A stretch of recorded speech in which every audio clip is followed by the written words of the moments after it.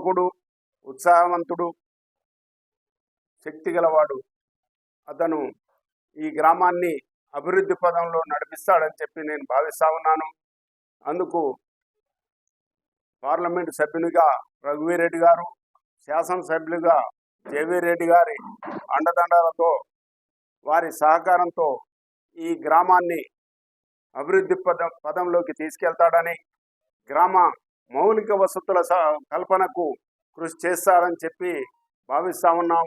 అందుకు మండల బాధ్యులుగా మండల పార్టీ తరఫున మేము అభినందనలు తెలియజేస్తా ఉన్నాం.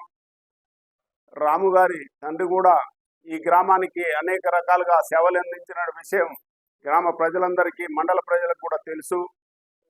వారి అడుగుదాడల్లో నడుస్తూ యువకునిగా, ఉత్సాహవంతునిగా ఈ గ్రామాన్ని పురోభివృద్ధి కోసం అహర్నిశలు కృషి చేయాలని, కృషి చేస్తాడని చెప్పి భావిస్తూ మీ గ్రామ ప్రజలందరికీ కూడా హృదయపూర్వక ధన్యవాదాలు తెలియజేస్తూ సెలవు తీసుకుంటున్నాను. గ్రామ ప్రజలందరికీ ముఖ్యంగా నా ధన్యవాదాలు తెలియజేసుకుంటున్నాను.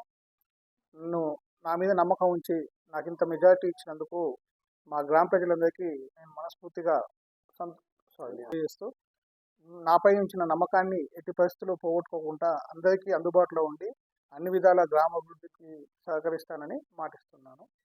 ఇంత మెజారిటీతో గెలిపించిన మా గ్రామ ప్రజలందరికీ చాలా చాలా ధన్యవాదాలు.